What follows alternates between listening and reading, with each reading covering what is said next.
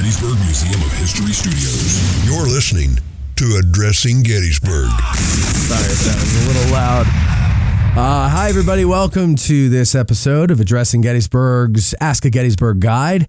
We're talking today about Cutler's Brigade, starting a little early, so probably nobody's even in the room yet. But soon you will be, and we will have a show for you here. Charlie Fennell is our guest today. Welcome, Charlie. Hey, glad to be here. Glad to have you as always. You are a fan favorite and our favorite as well. We had pizza with you, and we laughed and we told stories, and some of them were even true. Yes. And Mikey B is sitting here in the studio today. Hello, Mikey. How are you? Hello, Matthew. I can't believe we're here with Charlie again. How blessed. Our cups runneth over. You know, he gave the best answer today when you said, "What's new?" What was your answer, Charlie? It's not a damn thing. That's no, that's not what you said. I said that's the worst thing you can ask a historian. That's right. That's new.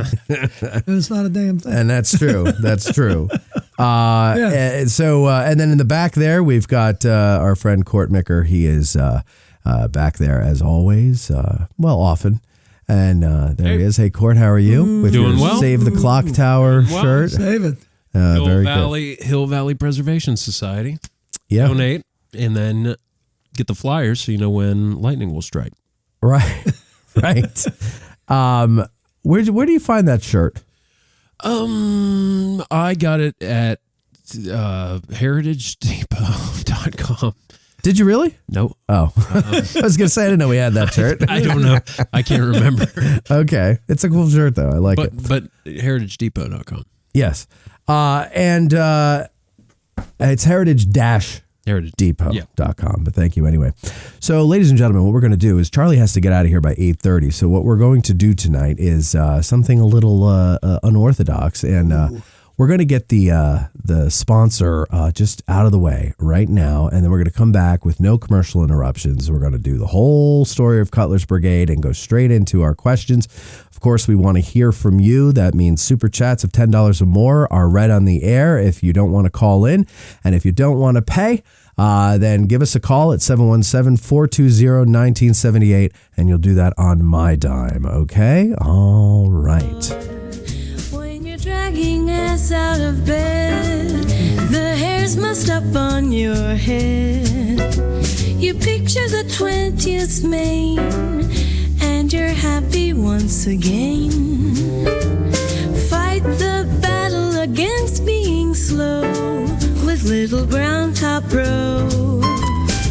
Little Ground Top, ladies and gentlemen. I've got some great news for those of you who love coffee and you love your Little Ground Top. And when you come into town and you go to Bantam Roasters and, oh no, they've run out. You watch the person in front of you buy the last 2 bags and you say, "You jerk. Unbelievable. How could you do that to me? Can you spare a bag? Can I have one of those?" And no.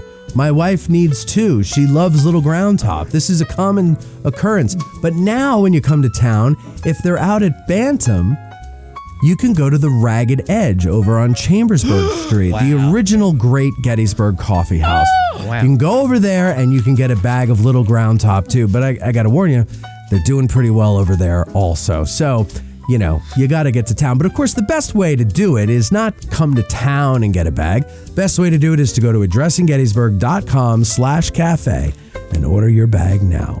I want some coffee. It's my favorite drug. It is a wonderful drug. All right.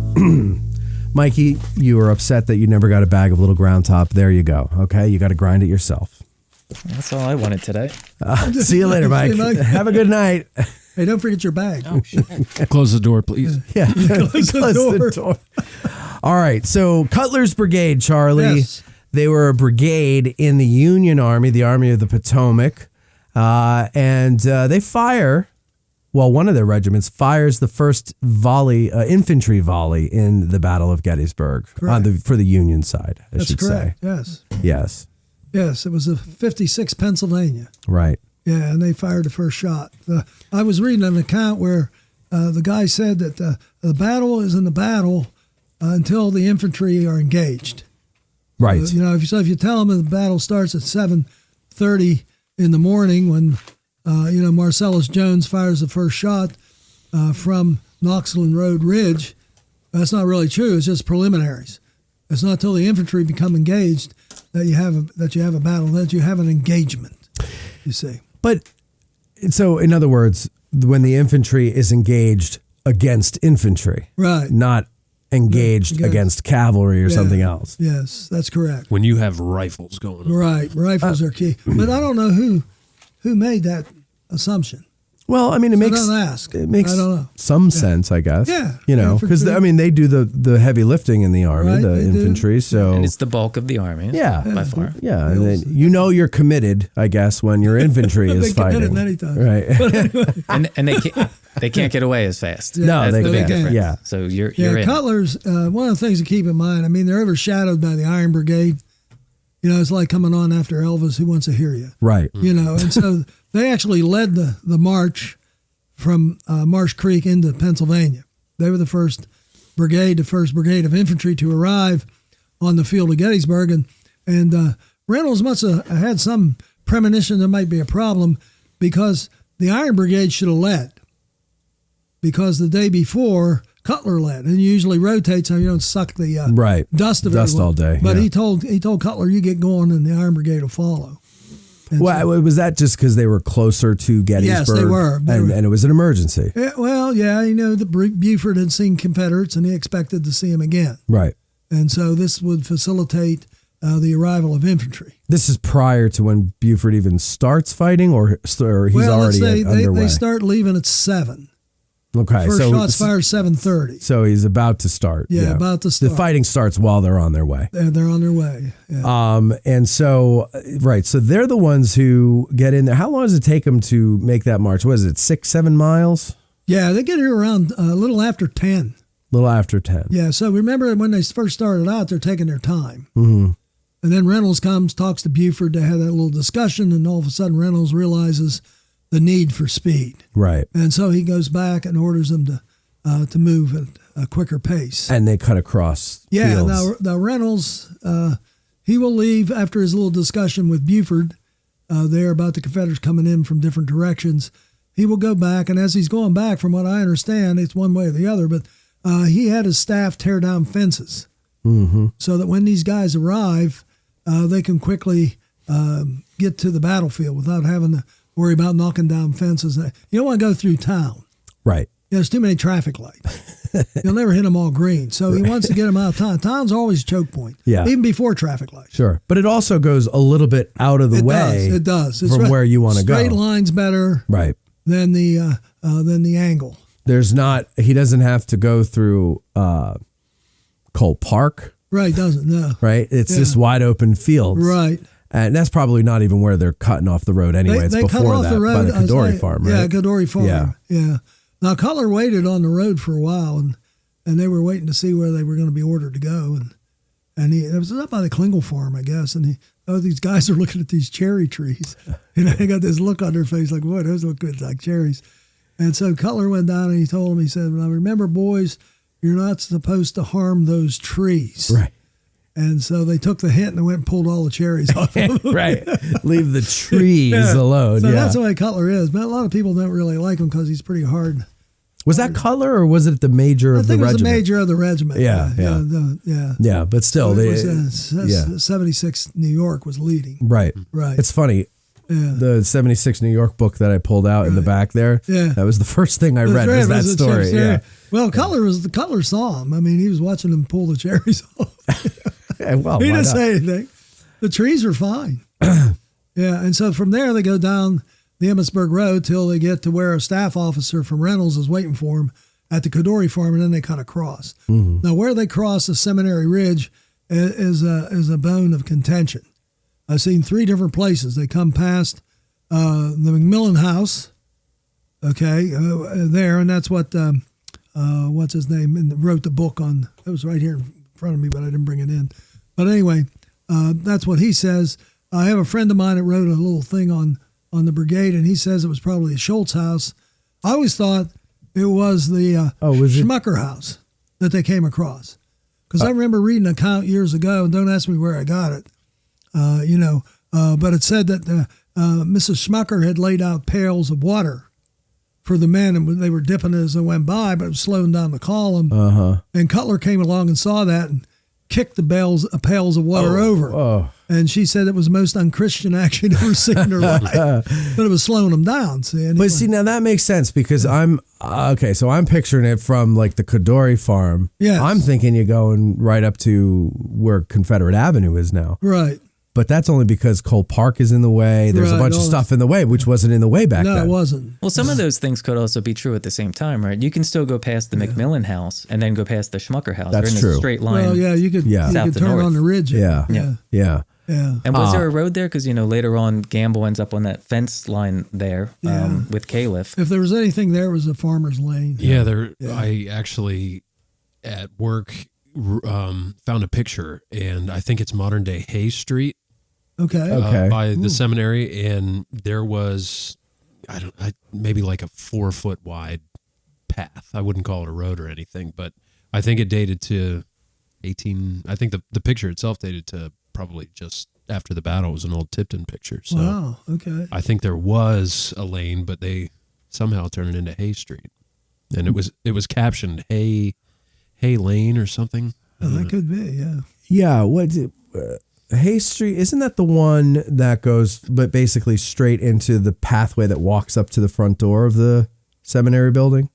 I think Hay Street is like you cut across. It would be it goes across north and south. Yes. Yeah, it does. Oh, okay. Yeah. It links the Chambersburg Pike to the Fairfield Road. Yeah, okay, so that's not what I'm thinking. Mikey B has something to read, everybody. We had a super chat from Bill Chesley. Bill, thank you, because we had pizza and that helps pay for that pizza. Yes, sir. So thank you Bill. very much, Bill. So something that you kind of alluded to, he said, did Cutler have a bad PR team or what? They hardly get the publicity of Buford or the Iron Brigade. What is interesting is he's an Iron Brigade man, right? Yeah, he came Cutler. out of 6 Wisconsin. Mm-hmm. He organized it, He didn't organized he? it, yeah. Yeah, he's kind of irascible. He was born in 1807, so he's a little older than some there. And he went to local schools. Let's see what else. He was a schoolmaster because he could beat up everybody in the class. They had trouble keeping a schoolmaster to school because the ruffians would rough him up and they'd leave. Well, the first thing he does is go in there and calls them out one at a time and beats the hell out of them. No, really? Yeah, he does. Oh, that's the good old days. And that's instilling. That's Can't do that instilling anymore. discipline. The You're not gonna do it. You don't do that today. Well, I think he had. He's a substitute. Yeah, he he's had Tom like Berenger. that. As a kid, was he a farmer? Like his dad had kind of a tough upbringing for him and didn't approve of him being a teacher. So he kind of had that mix of. So he had a chip on his shoulder about it, probably. Yeah, he had some business interests. He started in a woolen mill, and the mill burned down to the ground in 1853. So he had some business adventures that made him one of the more well-to-do people in America. But these all pretty much failed in the early 1850s. Right. So he's pretty much starting over, when the war begins, and that's why he jumps in on the 6th Wisconsin. So he's basically broke when the war starts. He's got some money, but he didn't have what he did. He didn't have what he used to have. 1853, 56. 56 is a recession. Uh-huh. They called them depressions then because you're depressed. Right. You just lost all your money. Yeah. And so that was 1856. So he's not among the more well-to-do, I guess, when the war starts. Okay. But I mean, I guess did he, you hear sometimes these guys raise a regiment or something like that, and often they foot the bill for what the men need. Did he do that? And was it that type of situation? No, he was known because he was a schoolmaster and that sort of thing. Okay. From what I understand, when he organized the regiment, most of the officers didn't like him. He's too much of a disciplinarian. He's almost unapproachable, but they admired his tenaciousness in combat. So it's almost like when you get to Adelbert Ames, who was the original colonel of 20th Maine, they hated him because he's inflicting discipline on them. Right. And then when they go in their first battle, he's riding around on his horse like nothing's going on. Mm-hmm. And he's telling them, this is what you need to do, stay calm, keep your heads down. And they said, we're going to keep that guy. Yeah. And that's pretty much Cutler earned their respect. I think is the best way to look at it. Speaking of earning respect, ladies and gentlemen, we have another contest. What's the prize for the contest, Mikey? we're going to give away a shirt on the wonderful CivilWarTees.com. That's right. Mikey is going to give you a shirt out of his own pocket of your choosing. Any shirt they want. Of your own choosing. Any size, shipped right to your home. So here's the contest. It is Civil War rock and roll or rock band puns. Correct. Give your example. It can be an artist. It can be a band. My example was Guns N' Rosecrans. Okay. So put them in the comment section. Mike is going to monitor it throughout the show. And when we get to the questions, he will send me, he will give me a list of the top 3, and then I will put them in the comment section, and you guys can vote on them there. Okay, sorry, Charlie. That's very good. All right, so all right, so they get into the action, Yes. right? The 56 is leading the way. 56 Yes. PA. Yes. I guess we should probably list the regiments. Well, the 76 is leading the way. Oh, 76 is leading the way. New York, and then the 56, and the 147th. Following is Hall's Battery. So Hall's Battery is in the mix. He's following the brigade. About when they get to the Fairfield Road, he spurs ahead. Hall. And this is going to break up the brigade as they're crossing the seminary, because the 147th had to hold back to allow him to pass through. Okay. Okay, so there's a gap Okay. as they're going in. Okay. Yeah, and they're going to go parallel to the ridges. Once they cross seminary, they're going to make a right turn, and they're using the ridge to try and protect them from artillery fire from Hers Ridge, which is occurring. I think there's 17 Confederate guns up there under Billy Pegram. So in other words, they're on the east side of Seminary Ridge, behind the ridge. No, they're on the west side of Seminary, east side of McPherson. They're in the swell in between. Yes, they're Got in the it. swell. Okay, That's got correct. it. Yeah. So in total, though, the brigade is the 7th Indiana, 76th New York, 84th New York, 95th New York, 147th New York, and 56th Pennsylvania. The strength is 2,017. Right. Well, they will end up losing 50%, Right. basically 1,002 by the end of the battle. Okay, so 76 is first in line. Then, Yes. sorry, and they go online and get into the fight. Isn't there some confusion in the beginning as to whether or not it's actually the enemy, or is that with the 56? That's with the 76 That when is. they come up. Yeah. Okay. It was they looked at the North Carolinians, and of course some of the North Carolinians. I mean, they're bidding against the Confederacy for stuff in Europe, and they're also textile. They have textile mills in North Carolina, Okay. and they're making cloth, and their gray is a darker gray. Oh. So it's almost like a what you call it, like a gunmetal gray. yeah, almost? gunmetal Yeah. gray. And so in the distance, it almost looked blue to the 76th. And they're going to take 3 volleys from the 55th North Carolina before they fire back.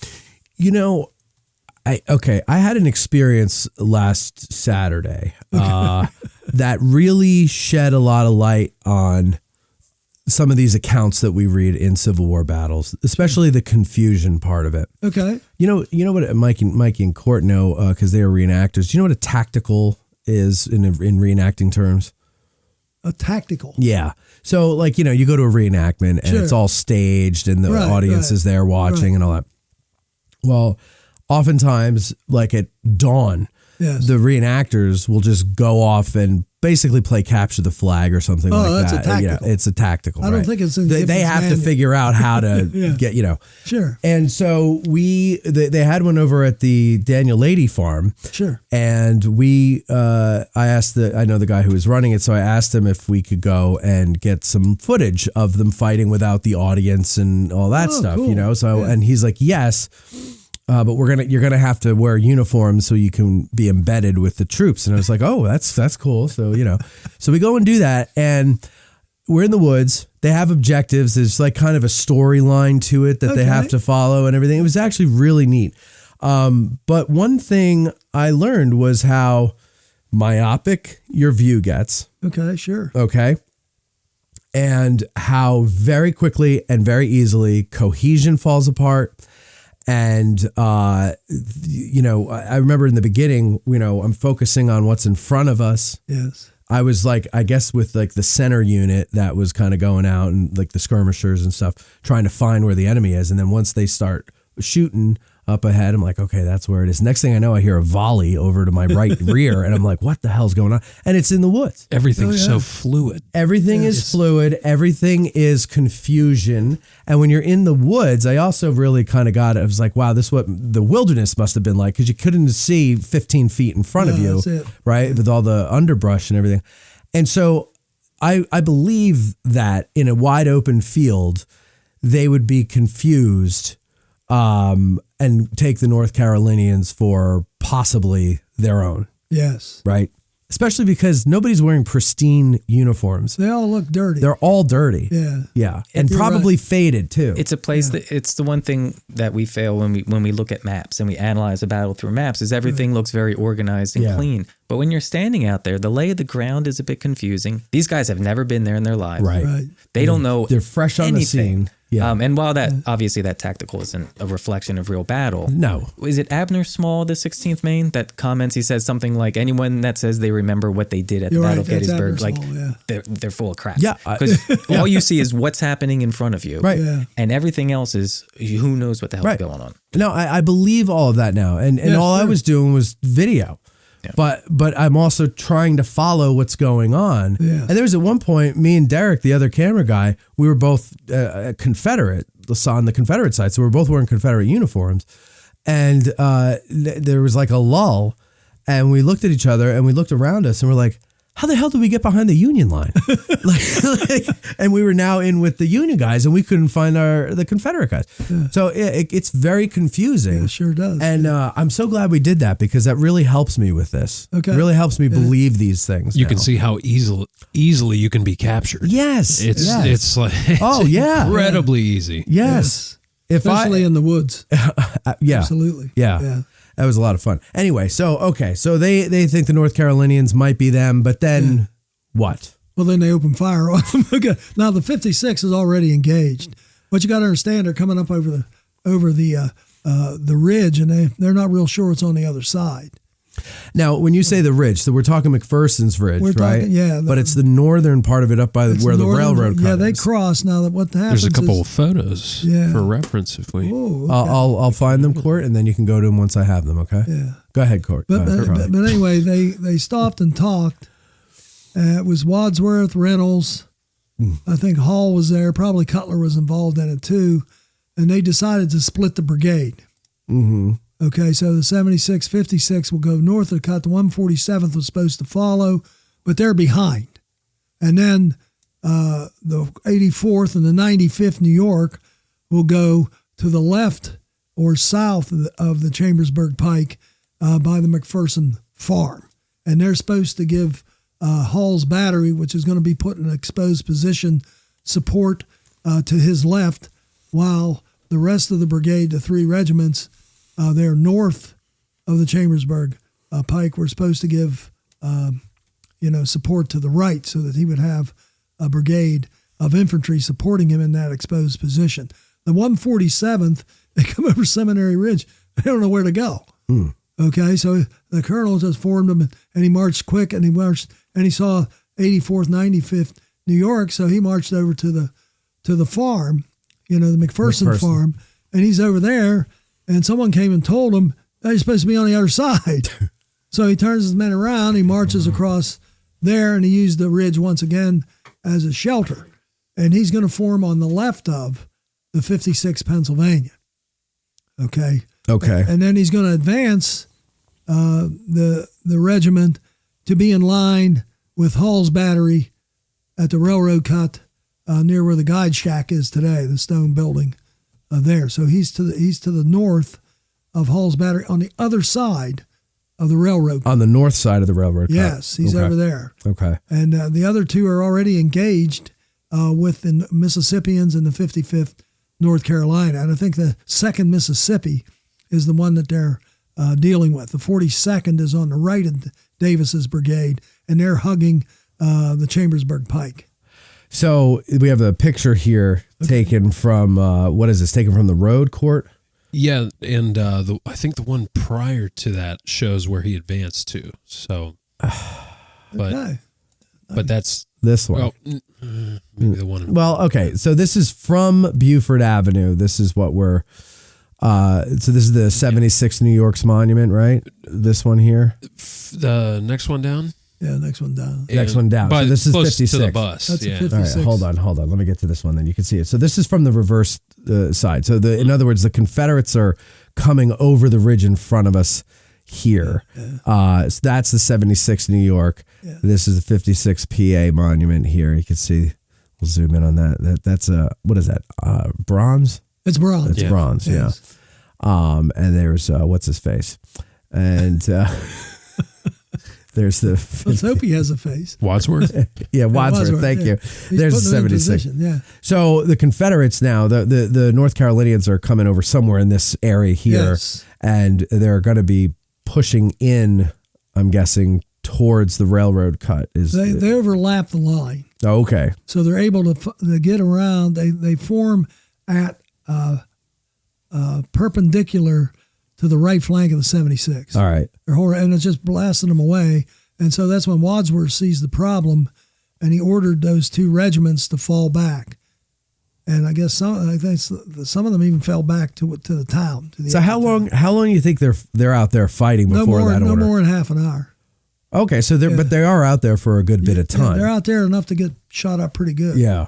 And then Wadsworth, was it Wadsworth or Cutler who ordered them? What'd you say? I said Wadsworth's the one that told him to come back. Told him to come back. Yeah. Told Cutler to bring them back. So where's he at this point, Wadsworth? Wadsworth is probably along the Chambersburg Pike. That's where I'd be. Over. Yeah. Yeah, because the Iron Brigade is now starting to go into the woods, the Herbst Woods. Okay. They're on the left So as you look towards the Confederate line. all right. So this all happens before the Iron Brigade even gets into the fight. They're getting in it, but the Cutler's already starting to fade. Okay. Yeah. Now the 147th is still there. They don't go back with the other two regiments. Right. Now what happens with that? Well, they go out there and they're in a wheat field, and their colonel ordered them lay down, and so they're in the wheat field. No one can see them. Okay. Their own men can't see them. The Confederates can't see them, and they say the bullets were clipping the wheat. There is a picture of the field. Okay, good. Take a look. Yeah, and it's burying them in the heads of the wheat. Yep. Yeah. Back a couple. Back a couple? Yeah. There? Yeah. Yeah. So it's just they're still north of the railroad cut. I see where you are here. Yeah, Okay. yeah. So this is what the guide station. The guide station. Yep. They're There's to the the right of that. They're up in this area here. Yeah. So over these nice light green. But the north side, right? Yeah, north side. Right. So where these trees are then. Yes. Yeah. That's got to be that. Like I walked out there today just to get some perspective. Okay. And I mean, that's the only place logically you could be to get any type of field of fire beyond 50 yards. I don't know. To where the Confederates were. If you were going to advance, I mean, logically, you'd be up on that little crest, I think. Yeah. And I live on the other side of those trees. That's a steep ridge. It is. I mean, that is Mike's a hobbit. Is he really? It's a small hovel, but it's nice. I've got a refrigerator. Okay, that's it. That's all you need. But no, that is, and it would make sense to go up there. And since 6 questions asked this super chat, Mike, thank you for the super chat. He asked, how does the Park Avenue, the finished railroad, and the modern bridge obscure our understanding of the fight? And this was a comment I made to you earlier. Yes. That I usually drive through there because it's so hard to understand with how high that road is raised. You have monuments down below you here and over here, and it's just very hard to imagine what it would have looked like. Well, let's look at the bridge first. If you look at the bridge, you can see there's 2 bridges. The modern bridge, which was built over the earlier bridge. You can still see the abutments for the earlier bridge, which had been lower than the current bridge. At the time of the battle, there was no bridge at all, so they had to build that up to put the bridge on. So that's, did you ask Mike's question there? Yeah. You did? Okay. Yeah. That's what you're answering. Yeah. Okay. And I was like, wow, that's coincidental. And then the road is going to change a little bit of it, but not as much as the bridge over the railroad cut. And the River Kwai. So, the River Kwai, yeah. Troubled waters. Wow. Okay. Are we allowed to use song names? Sure. You can use song names. Okay, Absolutely. okay. Nothing wrong with that. It's just a quote. You're allowed to quote. Okay. Yeah, so I've always wondered that really all along McPherson's Ridge, even on the other side, the south side of the Chambersburg Pike, Right. how much of the buildup for the roadbed, or did they cut it down? Like how did that, or does it change our perspective? I think it does change us a little bit because they're going to have to, put the roadbed out there and make it level. So they're going to have to alter where the road is. I think it's up a little bit higher. So they raised the road. They raised the road a little bit, Of course, remember the Confederates are attacking perpendicular to that road when they get to the railroad cut. Initially, they're going from left to right when they get caught in a crossfire, there by the 6th Wisconsin that was brought up by Doubleday to try and stop the, Davis's men from going, because if they keep going, they'll get behind the Iron Brigade. So he brings those over, and eventually they order the 84th and the 95th New York to leave south of McPherson's farm, and they're going to come across. They're going to start moving across, and this is when the Iron Brigade is pushing Archer out of the woods, because they engaged Archer initially. Yeah. Okay, and now Right, Archer's right. men are retreating back to Her Ridge, and the Iron Brigade's in pursuit. So that freed them up to wheel and then move to the aid of Cutler's brigade, which they're part of. Which is the rest of the brigade. Yeah, and basically, the 6th Wisconsin was held in reserve there by Doubleday. They were pretty much on Seminary Ridge when the Iron Brigade goes into the woods. Now the 147th is still out there. Okay, the orders were given to Colonel Miller to retreat, and as he's wheeling to tell his men to retreat, he's hit. Okay, In the throat, right? Yeah, they carry him off the field. Right. So the orders were never delivered. And Major Harney has his men laying down. He still thinks he's in support of Hall's battery. And when the orders were given, Hall's battery was still there. And then eventually they can't see the 147th New York because they're laying flat in the wheat. And so they decided we're not supported. And so Hall ordered his guns to pull out. So they're pulling out. The 147th is still there. In the meantime, what you have is the 2nd Mississippi to 55th North Carolina are wheeling in on them. Okay. Because they know they're there. Just can't see them. And they're wheeling in on them. And all of a sudden, Wadsworth looks over and he said, "What's that regiment doing there?" And the staff officer said, "Well, I don't know." He said, "Well, get him out of there." And so this poor guy has to ride his horse over there to give the orders to Harney to leave. And, he's mounted. Okay.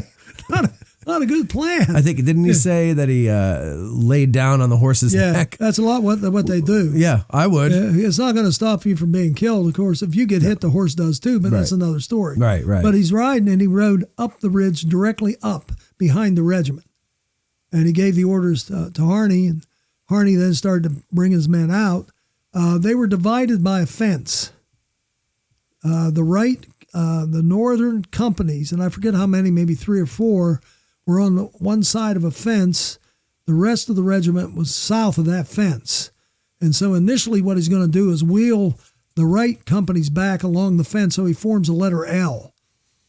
Okay. I think they all learned about the letter L at Gettysburg. Because it'll come in handy later. Because the 76th New York did it when the 55th was outflanking them. Yeah. So you always got to keep that L with you Right. and understand it. Yeah. Okay, so he's there and he's trying to hang on, but they're getting hammered. But so he's on the other side of the railroad cut still, He is right? north of the railroad cut. So That's correct. he's got to go back. Yes, he does. He can't just cross over because it's really steep at that point. It's steep where he is. Go look. Yeah. Yeah, it's steep there. Yeah. It's one of the steeper cuts. I mean, it's there, and then where the bridge is today, and then at the half cut down there at the seminary. Mm-hmm. Okay, so that's where you got to find a way around it. Yeah. Unless you want to break a leg. But Cutler's brigade fell back to the woods anyway, right? Yeah, they're falling back to the woods. There's a couple different accounts. I think they initially went back towards town. Because there was one account said that they were supposed to go and barricade themselves in the town. At that point? Yeah, at that point. Oh, okay. They're being flanked, and it looks like the Confederates are rolling. We got to barricade the town. Okay. Okay.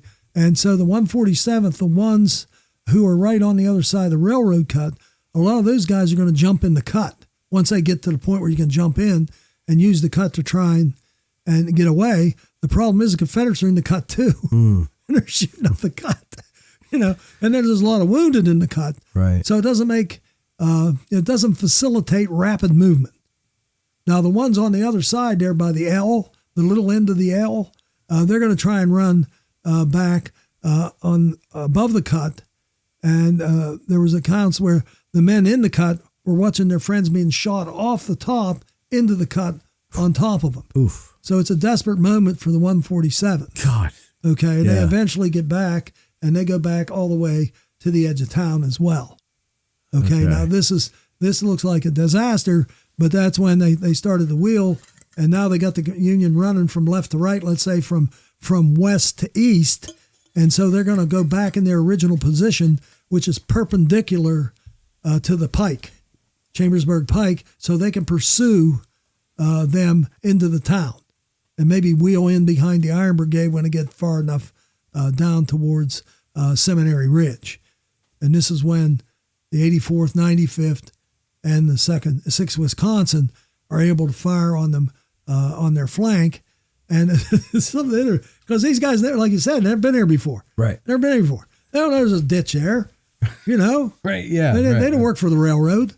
Okay, so they're out there firing on these guys, and they see them turning. And they thought it was going to be a stand-up fight. Next thing you know, these guys disappear. Yeah. Where'd they go? It's got to be confusing. Yeah. Where'd they go? Mikey the Hobbit. Should have used Google Maps. Yeah. They would have seen it right there. Yeah. They couldn't get a signal. We didn't have a cell tower. But the point to be made is, they're down there, and now these Confederates have a ditch. Now, one of the things to keep in mind is that we always say how the Confederates were trapped in the ditch. And that's not true. They're in the ditch on purpose, and they're putting fire back on the regiment. Yeah, they thought they were getting one over on them. Yeah, and they were for a while. They're down there and they're putting fire on them. And this is when they decided to charge. They being the 6th Wisconsin, 95th, and 84th New York is to the north of the cut. The other two regiments are south of the cut. Okay, and they're going across. And the numbers I used to use with the 6th Wisconsin, if my small brain can remember, 402 men made the charge from the when they got into the Chambersburg Pike, and then until they got out of the Chambers, they had to climb the fence, get out, and they made the charge, and they lost 240 men. Yeah. In that charge. Mostly leg wounds, right, or lower body wounds. A lot of leg wounds. Yeah. Okay. Which makes sense. And the Confederates had the problem of having upper body wounds. Yeah. They're sticking up. Which also makes sense. Yeah. And now you look at the guy they found there. Yeah. In 1996, they found him. And of course, and I agree with them, they reburied him, I should say, as an American in the National Cemetery. But if you were betting FanDuel on it, who is this guy? Right. We don't know who he is, but we know he broken his left arm previous to the Battle of Gettysburg. That's their previous wound, or he had a farming accident or something. These guys all have accidents. Right. Right. So it showed that his bone had healed. His bone had healed. He was pretty healthy. He had all his teeth. Wow. Okay, so they estimate his age was probably in his 20s, maybe early 20s. Okay. They didn't have floss then. Right. So teeth is an indication of age. Right. All right. And from what I understand, the top of his head was what was hit. It was popped off like a Coke can. Oof. So if I'm guessing who he is, I would put the money on being a Confederate. I would too. Furthermore, there was porcelain buttons found in his rib cage. Porcelain buttons found in his... The Confederates are using wood, which wouldn't be there all those years, and porcelain to replace the brass buttons that the uniform had originally. No kidding. Yeah, they're using porcelain and wood. Now, the thing keep in mind, the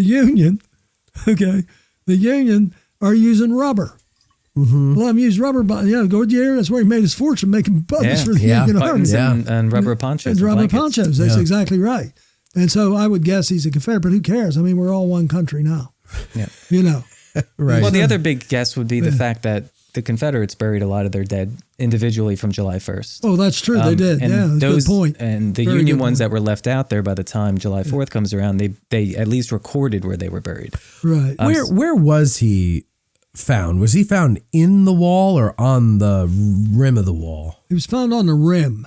Okay. Okay, just down from the cut itself on the south side of the cut. Okay. And over the years, the dirt had started to wash out And these white things started sticking out of the ground. And a guy from Oregon, a Park Service employee, was transferring from Oregon to a Civil War battle site. He wanted to be on a Civil War site. Sure. Okay. And so he was walking the railroad cut and he noticed these white things sticking out. And he realized they were human remains. Yeah. So he's the one that told him. This was in March, I think. So it was a park. It was a park employee who noticed that. Yes, but he was on leave. He was, relocating, that kind of thing. So he's on detached service. Let's put it that way. Okay. So he wasn't working. No, and he saw that, and he told him, "You got human remains." And they came out and checked it out. That was 96. Yeah. It was 96. Was it that same storm that knocked out Sachs Covered Bridge that first time? Because I don't know. It might have been not the big one where they eventually moved it. Right. But now I got to look. You look. I think it might have been the same storm that would have eroded so much of. Yeah, that could be. It was a big storm. Yeah. I was 6. Sachs Covered Bridge flood. Yeah. 2022, 1996, June 19, 1996. Look at It might have been the same you. one. And Court was 6. That's great. Yeah. Thanks, Court. Well, I graduated high school. Court was 6. Yeah. Court was 6. He's 16 now. He looks good. That's right. He looks good, Court. All right, thank you. Yeah, you're welcome. Now the thing is, Charlie said I look good. he had the white things that are human. Yeah. Okay, so they go to Park Service. Park Service said, "Well, we can't tell anyone." So they buried him. Put dirt over it. And why they can't tell anyone, they don't know what to do with him. Right. So there's no protocol for this? Well, no, they don't want to. They don't have protocol for bodies. They don't? No, they do now. It's the okay. Well, they do now. They do now. Yeah. But they had to wait till they could get, figure out what to do and then get the money to do it. Okay. And so I think they took the money from the Department of Defense. They always have money to buy, $30,000 flashlights. Yeah, and hammers. Yeah. And so they got the money from them to exhume the remains and then photograph, Yes. send them to Washington, D.C., take pictures of them in the Smithsonian, and then they sent them back to us, and we had to bury them. Yeah. And that was on 1997. And that was the first time that the old guard did a burial outside of Arlington. First time ever. Really? Yeah, 1997. But he was most likely a Confederate. If I'm betting FanDuel, I bet. But they didn't come to any conclusions. No, they don't want to. He's an Right. American. Right. And let's leave it at that. But one thing was most important is we could prove he was a Civil War soldier. Yes. Because if he wasn't, then the FBI is still here asking questions we can't answer. You see? So if you find a Civil War soldier in your yard, you're all right. Yeah. There you go. You can get by. Okay. Yeah. Yeah. Okay. So where are we then? So in the story here, where do we leave off? Well, we left off with the 147th being driven back and now the Confederates are moving and they were flanked. And they're going to get trapped in the cut as well. There we are, the cut, yeah. Trapped, not because the cut's the cut, but because the Union rushed right up on them. Okay, and they were able to, point their guns down on them, and a lot of them surrendered to that. Can't get out. Right. You can't leave. Now, the 55th North Carolina, they're in the lower part of the cut. They're more towards Seminary Ridge. So they were able to excoriate themselves. Now, some of them were captured in there, too. Excoriate? Did I say that? Not excrement, excrete. Get themselves out. Extract themselves. Yeah. Extricate. And so, extricate. Yeah, it's an extra thing to do. Okay, but anyway, the 2nd Mississippi's in there fighting, and they lose their flag there. To I think it was Waller, of the 6th Wisconsin. Okay. Takes the flag of 2nd Mississippi. Waller. Yeah, Frank Waller. That's right. Yeah, and so there was a lot of intense fighting there. But then, here comes Rufus Dawes. He comes up there, and all these Confederates are in there. Some of them still have their guns. And he looked at him. He said, "Oh my God, they got guns!" So he yelled at them, "Throw down their guns, or they were going to shoot." And he said, "Thank God they threw down their guns." And then everybody's trying to surrender to him, right? Because he's the highest-ranking officer there. You don't want to surrender some lowly lieutenant, right? No, you'll never be able to tell your grandchildren that. God forbid. And so he's got all these swords, and the chaplain came up and said, "Look, I'll take them." And then during the retreat, he loses them. Aww. Yeah, he lost them during the retreat. But, it's just too many swords to handle. Sure. But then they were able to reestablish their line at that point. So that stabilized, Wadsworth's division. The Iron Brigade is stable, Herbst Woods, and now Cutler's men are stable on the, at least they're not being driven. Right. I mean, because there's no solid line of Wadsworth's division. No, there isn't. Because you've got the Iron Brigade in the woods, Right. McPherson's Woods, Yes. which is what, southwest of where what's his face is, Cutler is. Cutler is, correct. Cutler's in the Sheeds Woods, Right, which is basically on Seminary Ridge right, or Oak Ridge, I guess. right. And same thing. And Iron Brigade is on McPherson's Ridge. They are. There's a big gap there. There is. They The look like the letter Chambersburg Z. Pike goes right through it. Yeah. Yeah. I mean, that'll change as the Yeah. day goes on, but at that point at least. But it's kind of stops the fighting. There's a lull. There's a lull at this point. Yeah. They're catching their breath, bringing up help. I mean, I wonder what forces Cutler that far, because as I'm looking on maps right now, there's a big gap between the right of the Iron Brigade and I mean back into the rear where Right. Cutler is. Yeah, that's true. Now I know eventually Stone will come up and kind of fill some of that space in, but I wonder if it's the Confederate artillery on Hers Ridge that is going to keep them from being more forward out in that open space. Yeah. Because they had the superiority at that time of the battle, right? Yeah, the Confederates bring them up. Yeah, they did. Now, they bring up And they're coming Caleb's up on battery. Oak Hill too. Yeah, they bring up Caleb's battery and put it where Hall was. So if you go to the battlefield today, you'll see two monuments there with two guns around them. One is Hall, one is Caleb. Mm-hmm. They were there at different times. And supposedly Caleb considered one of the best artillery units in the Union Army. And they were able to drive a few of the guns off of Hers Ridge. So they're doing their work, but there's still enough of them firing that the infantry notice. And then, of course, they're going to really have a problem when General Ewell arrives. Oh yeah. In his little buggy. That's when it's no longer a picnic. No, it's not. And like I said, they were in pretty good shape there until around noon, let's say, when all of a sudden Ewell with Rhodes' division now comes up on their flank again. Yeah. So that at that point, then Cutler's brigade has gotten into a position where they're kind of over by the Doubleday Inn. Well, actually, Right. they were advanced back to their original position. Oh, they were. Yeah, they're in reverse slope. Okay. They're not where their monuments are on the ridge, but they're behind them. Behind their monument. Yeah, so they reestablished the line there. Okay. Because there was no threat to their right. So the right flank would be the stop sign where the road tees. Okay. 76 New York there. Yep. And let me think. When they came back, I believe the 147th New York, for whatever reason, is on the right. They're the flank regiment. Okay, that's the 56th Pennsylvania, and then the 76th New York. And then the 6th Wisconsin, 95th, and the 84th New York and 95th New York are on the other side of the railroad cut. Okay. Okay. So there's a gap. So that would be the Cutler's brigade's left. And then the Iron Brigade. And from what I see from the maps, and Mike just confirmed this, they aren't connected. No. There's a gap there. Yeah. Okay. And of course, when Rhodes' men, when the artillery Carter's battalion comes around the woods, that's when they start moving back towards the Sheeds Wood. Okay, got it. Yeah. So it's the artillery that makes them go back. Because they can't stay there now. And then that's when they bring the 95th, the 84th, and the 6th Wisconsin over. So the 6th Wisconsin is fighting mostly with Cutler. With a different brigade. Yeah, with different brigades. So Carter's battalion, that's Rhodes. That's Rhodes. So they're coming in. Now they've got the threat from the north over on Oak Hill. Right. You would have thought that they would have seen the peace light and said, that looks significant. We better keep an eye on that hill. That's right. Well, the original plan for the Union was to anchor the line on Oak Hill. Mm-hmm. That was the original plan. But the problem is the 11th Corps didn't get there before Rhodes did. Right.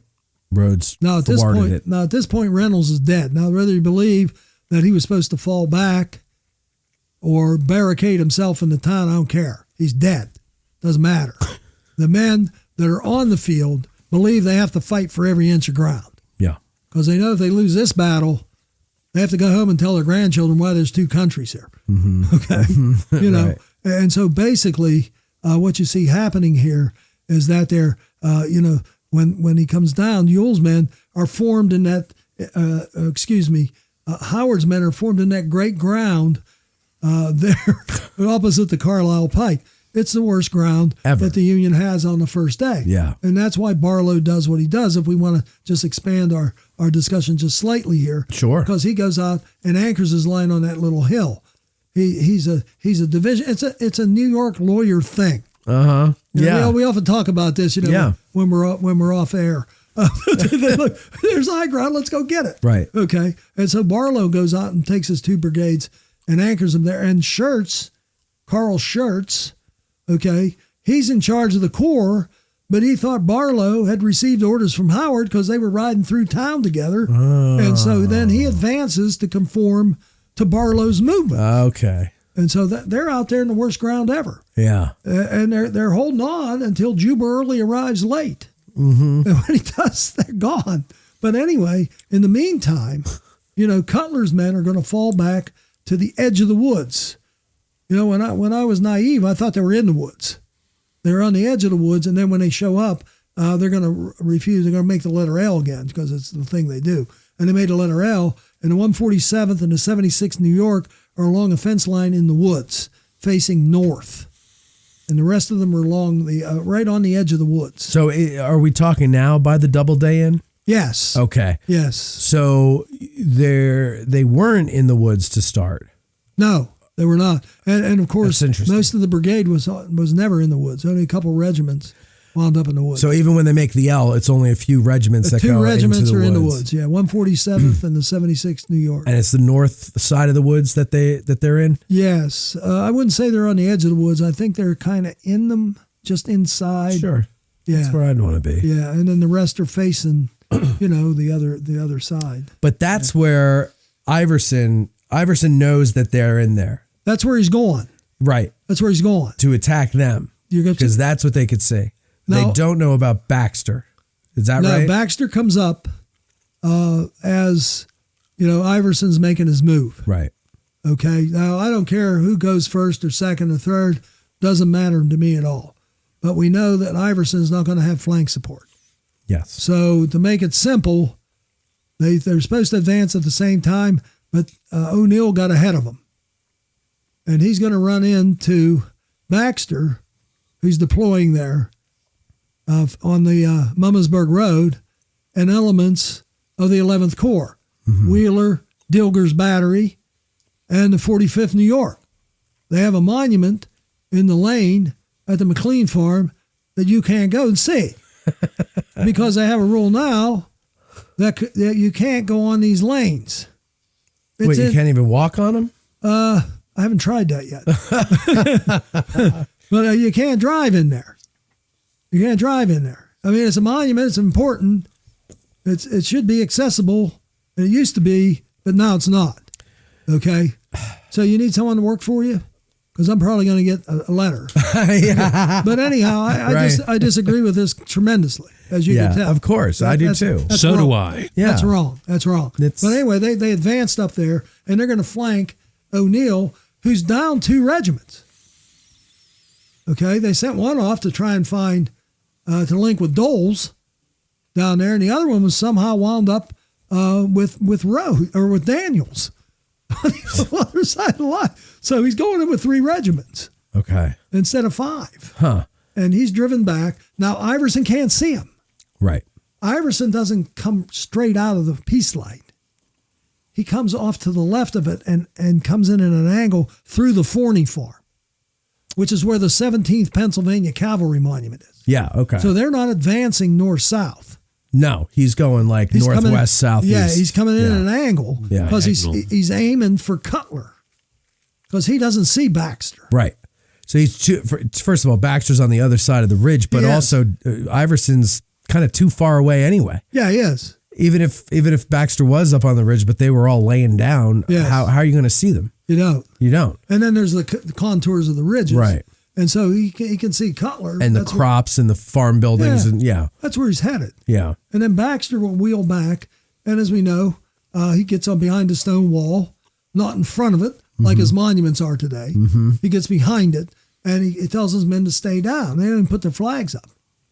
And so as they're engaging Cutler, I mean, Cutler's firing into Iverson's men as they're coming across the field. That's when Baxter's men jump up and say, surprise! And they shoot right down their line. I mean, they decimate Iverson. He loses 500 men. I know. In less time it takes us to tell about it. Yeah, yeah. And that's when they start. And even the 76th and maybe the 147th, maybe the 56th, there might have been 3 regiments that actually advanced and took some prisoners from Iverson. Yeah, there's a little marker. Yeah, the 88th Pennsylvania definitely does because they get some. Yeah. They have the advanced marker that's out there. Yeah, and they advanced, but they didn't get any flags. The flags fell. No medals for you then. No medals. Right. No.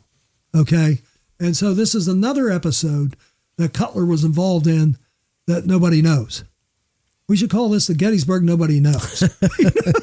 Wasn't there a book with that name? It is. Yeah, that's Gabor Borat. Yeah, that's right. Yeah, that's right. Yeah, Gabor Borat. Yeah, that was one of the early books that I got. Yeah, it's a good one. Yeah. It's a good one. Yeah. Okay, so Iverson is stopped. Yes. But now they got to deal with Daniel, though, right? Daniels wheels in on him. Yeah. And so they get back in the woods. Now they're all facing Daniels along the wood line. There's none of this L stuff. Okay, so now they're straight line, facing west. Facing west. Of course, Daniels is now flanked by the Union troops like Stone on his right. I was going to say that. So this is later on. Stone's brigade is here, Stone's and so he's here. over by the McPherson barn, Right, Hall's brigade. He's that the area. hinge. Yeah. Yeah. And that's what Daniel is originally aiming for, right? Right. And then does he fully turn towards Cutler, or part of the brigade goes to Cutler? Like he splits, doesn't he? Part of it at least. I think he does split because some of them get in the railroad cut. Right. There's a second railroad cut incident. Yeah, and they come out of that, but they don't have enough push to drive Stone's men back. Although some of Stone's men were in the cut too, got trapped there. They couldn't get out. Yeah, it's steep. It's steep. These guys are 5'6". Right. And they didn't bring grappling hooks. 5'6" is pretty normal. Oh, pretty tall. Mikey. 7, maybe 5'7". Mikey would love to Mike. be 5'6". Man, I would kill to be 5'7". 7. I could probably dunk a basketball at Listen, 5'7". you should be happy if you ever get to 5'4". You don't have to duck when you go into places, you know. No one laughed. Because it's sad. Yeah. So that's what's going on there. And then finally Daniels falls back, and that's the initial advance. Okay, now there's a resetting of the cards. They reshuffle the deck, and Ramseur comes forward there, and Ramseur and Daniels will be able now to attack the point of the Union line there at the truncated tower. The truncated tower, Yes. right there, yes. The short tower, Oak Ridge Tower. And that's where Paul is now. Right. Yeah. Paul will lose his eyes. He will. Ouch. Bullet went right through his temples. Yeah, I think I'd rather die. I tell you what. It's got to be tough. It's gotta be. That photograph of his is rough. Oh, it's awful. It's just... And the headaches he must have had. Oh, my God, yes. Right? Yeah. No Tylenol? No Advil? None of that. No naproxen? Whiskey. Just whiskey. And opium. Plain old whiskey. And opium. And opium. And opium, yeah.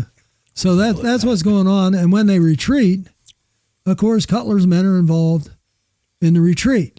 And they retreated down the railroad cut.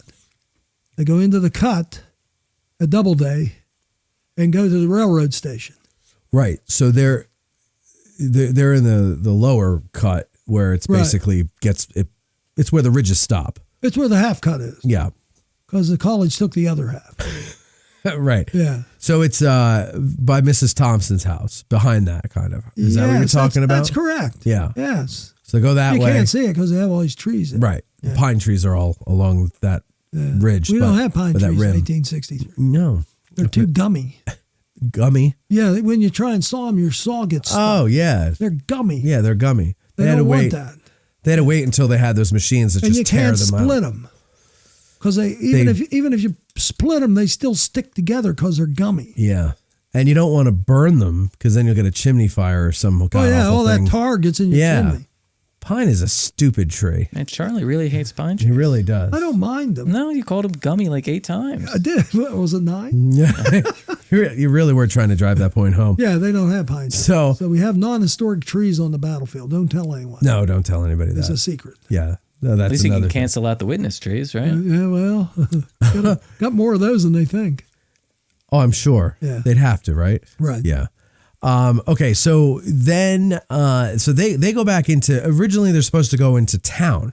Yes. Is that right? Yes. Where do they go in town and how long do they stay? Well, they don't stay long because the 11th Corps is starting to crumble. Right.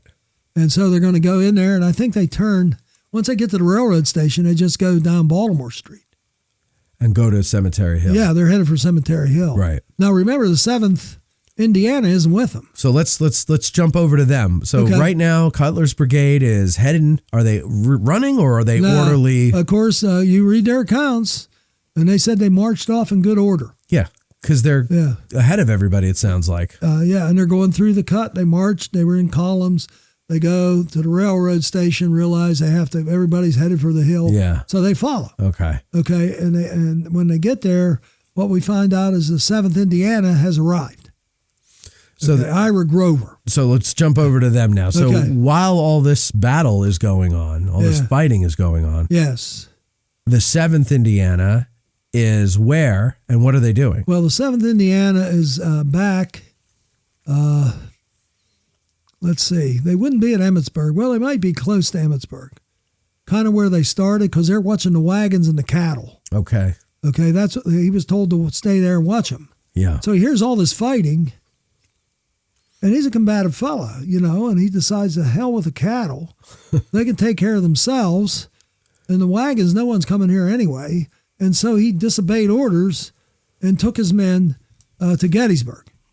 And so he arrives at the cemetery before Cutler's men get there. So he sees Wadsworth, who's sitting there on a stone wall with his head down, and he says, "Oh, it's good to see you. You're lucky you weren't with us today, because most of your men would either be dead or prisoners." Right. Now, but okay, so later Grover is going to be court-martialed. Yes, he will. Who court-martials him? I don't know. Somebody. I mean, it's not Wadsworth because he's No, happy to see him. Nor is it Hancock or any of those guys that were there. And it's not Cutler didn't initiate that, or I don't think he did. No, it'd be interesting to know. that would be interesting to know. Maybe Mike could look for Mike, it. Who is it? find it out, Mikey. Failing to obey marching orders, Yes. You already looked it up. brought This little to bastard. court martial by Lysander Cutler. Okay. Oh, there we go. Yeah, that figures. Daddy was Yeah. not happy. That figures That because figures. Cutler's a stickler Yeah. for orders. Right. So even though this guy did the right thing wrongly, he's going to want him court-martialed. Thank you for looking that up. But ladies and gentlemen, don't worry, he's exonerated. Spoiler. Yeah. But I bet Cutler and the men would have loved to have had some cattle to eat. The cows are still there. But do they ever get to the battlefield? Oh, well, they don't bring the cows to the battlefield. Do they ever butcher them down Sure. where they are and bring some meat up to them? Well, no, they go when they retreat where the cows are. They go back. So head they wait. So that's Yeah. what I'm saying. What was it? I think it was in the 76th history I was reading where they said that they were told to it was the 147th, I think. Okay. At one point they were told to drop their knapsacks and everything or whatever. That was on Seminary Ridge. Yes. That's where they dropped them. Yes. Yeah. And then they got out of there, and if you didn't have anything in your haversack, you didn't eat for 3 He days. did. That's correct. So I'm sure I they don't would have think loved to have had I a don't steak. think they recovered their backpack. No, I don't think so Yeah, either. the Confederates got them. Yeah. Yeah. So you don't want to keep your food in there or your ammunition. Or the dirty letters from your wife. Ooh. Right? Yeah, that can be held against you in a court of law. Or at least mocked. But anyway, water, food, ammunition is on your person. Right. Never all leave times, it. All Yeah. times. And Except whiskey. the 13th New Jersey. What do they do with it? They set it in front of them. Oh, Yeah, because they're there a while. okay. The canteen and haversack sitting in front of the image of the soldier shooting his gun. I would have put my canteen in front of me. Yeah, that's where they put it. Yeah, but then you're going to get... Well, you know where it is. well, yeah. But then if they get shot... Yeah. Listen, they're Jersey men. They know what they're I know, doing. they don't know anything. Water's they great know. at dissipating energy. Yeah, it is. Yeah. There you go. What did you say? Water's great at dissipating energy. I totally thought you said something else. What did you? I'm not going to repeat it here. Maybe that's why I'm not as energetic as I used to be. I'm drinking more water. Yeah. Water poisoning. I gotta stop. Water poisoning. Water poisoning. water on the brain. My wife says, drink some more water. So in the interest of time here, it's 8:00 now. We got to get you going by 8:30. So really quick. Yes. What does Cutler's Brigade go through? We don't need, all the gory details, but essentially just give us the next 2 days. Okay. When they get back, was either Hancock or Wadsworth. I think it was Wadsworth ordered the 7th Indiana to Culps Hill. So they were the first. I thought it was Hancock. I thought it was Hancock too. Yeah. Ordered them to Culps Hill. And then when the rest of the brigade come up, I think Wadsworth told them to go. Right. And go over there. Go forward. 7th Indiana's over there when Ewell makes his reconnaissance. 42nd Virginia. That's who they bump into. And they bump into them. Yeah. And they're captured. They captured some of the men in the recon unit. The rest ran back and said the hill's occupied. Now, remember, it's dark now. It's dark. Now, by this point, though, because I said at the beginning of the show that the Cutler's Brigade takes about 50% casualties. It does. Are the bulk of them taken during the fighting out on the first day? Absolutely. Except for the 7th Indiana, which doesn't suffer a lot, even on Culps Hill. So they're down to basically 1,000 men. Yes. But are all 1,000 of them back at Culps Hill? They will be. Yes. They will be eventually. Now they're coming up, and the 7th sent out skirmishers. The rest of them didn't. Right. They don't have enough men to do it. Right. Most of them are under 100. When you look at 56, 76 New York, they're under 100 men. They're like company strength. That's the bulk of the unit. It's almost like the Irish Brigade. Yeah. The bulk of the Irish Brigade. The bulk of the Irish Brigade is the 28th Massachusetts. Right. The rest of them are skeletons. Yeah. At best. And that's devastating, though. Yeah. I mean, and then we're saying that about 50%, but the Iron Brigade lost, 76%, something like that? Yeah, they're close, 68%. 68? Yeah. Jeez. I mean, that's in an afternoon or in a morning and an afternoon, a day's worth of fighting. Yeah, I haven't figured it out, so I'm going to put it out there because this will get people fired up. Didn't the 76th take the third highest number of I think they did. Let me look what they got here. Well, let's see here. 62.4%. The 84th took 68%. Yeah, the 147th took 78%. Or 147th was third. That's the one. 60 killed, 144 wounded, 92 missing. 60 killed. 60 killed. One of the first things I ever tell people when they come to visit Gettysburg, and I've been doing this since I was a kid, is to understand how regiments and companies are formed. Yeah. Yes. So when we read these numbers, and you think about these companies are usually drawn from the same part of a city or from a town or a township. Think of what that does to everything that back area, home. the economy. Yeah. These are people that they're called volunteers not because they don't get paid, but because they're not professional soldiers. They have all intentions of going back home and resuming farming, blacksmithing, teaching. Yes. And on a day like that, if you just look at Cutler's Brigade, how many of those New York communities and Pennsylvania communities are just absolutely devastated in just 2 hours or 3 hours? Unbelievable. Now, when you get back to the 7th, when they ambushed those guys, they went back and told Ewell they're occupied. So Ewell didn't try and take the hill. He wants to wait till the morning. Ewell writes Meade a letter after the war. And in it, he said, what would you have done if we had taken Culps Hill on the evening of July 1st? This is the commander of the Union Army now answering. And Meade said, I would be forced to retreat. So there wouldn't have been a battle at Gettysburg. Right. Okay. So that's how important Culps Hill is. And the one book that McLean, that's his name, wrote, he wrote a second volume, which is a little better than the first. The maps are better, about the Cutler's Brigade. He said that this action, which is often overlooked, actually was instrumental in saving the Union, because by occupying Culps Hill, they were able to stay in Gettysburg and not be routed. Yeah. To me, everybody says that the key to the Union position is Cemetery Hill, but to me, it's kind of Culps, because if you don't hold Culps, you can't hold Cemetery. Yeah, there's a little bit of truth to that. The Culps Hill is 5 feet higher.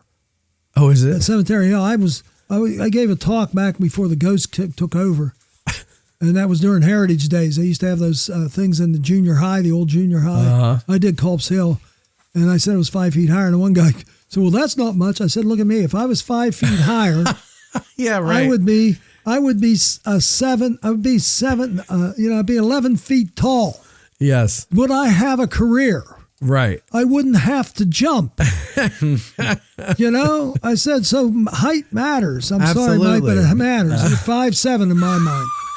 Okay. Thank you. Don't let him tell you any different. Oh, Mike. And so that's the thing. I mean, you get up there, you're shooting down on Cemetery Hill, and the backside of Culps Hill was open. Yeah. Yeah. Yeah. No, I know. It's Culps Hill to me is important because that's the first domino on the right. Now, on July the 2nd, as all those men went over to save Little Round Top, right, the whole 12th Corps is ordered off the hill. So that leaves Cutler, the Iron Brigade, and Greene was eventually allowed to stay.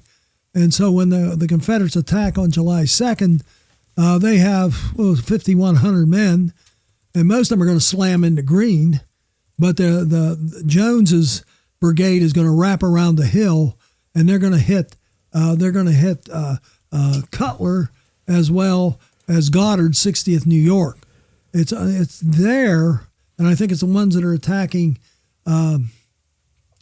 what's left of the regiments of Cutler to the right of the 7th Indiana, where they said it was so steep that we needed scaling ladders to take that hill. Right. That is wildly steep. If it's wintertime or the fall and you're coming down East Confederate Avenue, right where you get to that bridge and you look up Culps Hill, where it is way more intimidating than Little Round Top. Sheer cliff face. Yeah, It almost doesn't fit here when you think of all the other hills and ridges that on the Gettysburg battlefield in this region. Yes. Until you go up into the mountains, there's no other place like that part of Culps Hill. It's like you need grappling hooks to get up there. Just past the 66th, the left of the 66th Ohio. Yeah. Where they another 10 feet. If you continue on, you will fall and seriously injure yourself. Even walking down to that 66 Ohio monument's dangerous. So if you go to where the Palmer marker is, it is. But where their left flank is, you can go there and you're like, oh, this is a great spot to be. There's no wonder when you see them go out there that there ain't nobody getting to that. You don't want to. It's like the prow of a ship. Yeah, it is. Yeah, looks like the prow of a ship. It does.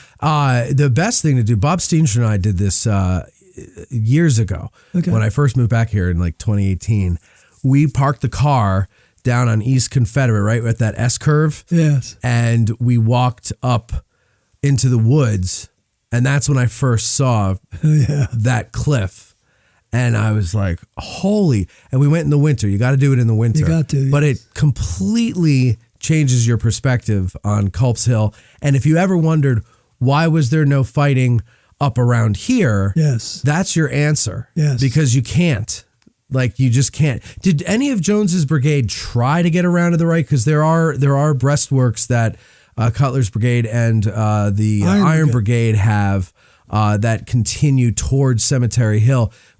Did Jones's brigade ever try? Because there was they wrapped around what they could. Now the problem is if you go further to the right, the artillery on Cemetery Hill is going to get you. Yeah. So they were that contained them. Yeah. And what a great spot. Even if you go around to the right, there's still breastworks. Yeah. So you really haven't flanked anybody. Right.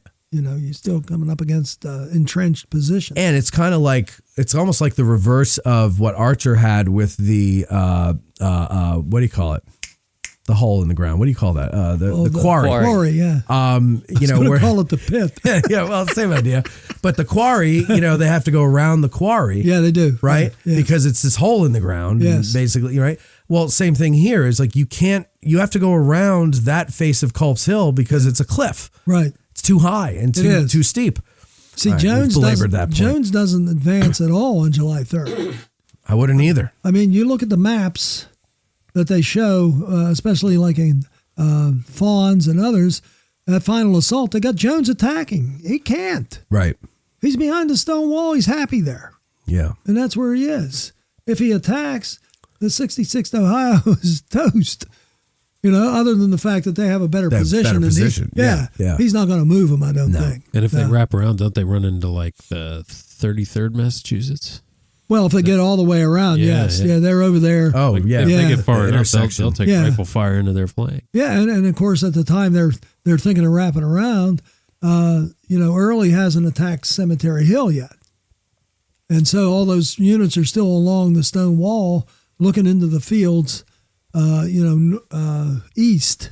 Yeah. And so if they come around, they're going to get artillery fire and rifle fire on their And flank. that position is so good too. That those Iron Brigade entrenchments, Oh, those little like World War I looking winding entrenchments. Oh, yeah. If you stand there again on a fall or winter day, there's nobody coming up there. You have a clear field of fire. What it must have looked like for them to see Avery go across in front of them. Oh, yeah. And the flashes, and it must have been To watch unbelievable. that. Yeah. Pyrotechnical. Yes. Display. Let's take a call from Peter Zach. He has a call here about Cutler's Brigade. Peter, you are on the fake air, sir.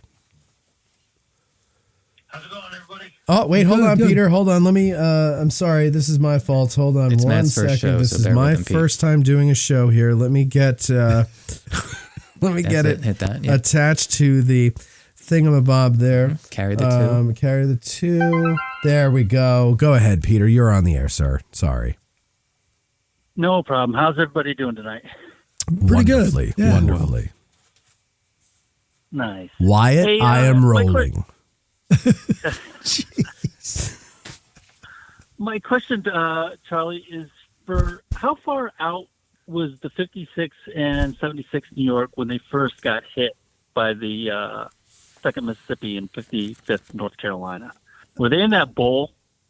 They were pretty close to where their monuments are. Initially they were up on the ridge and then they fell back into what you call the bowl. But their right flank was on the road that's there now.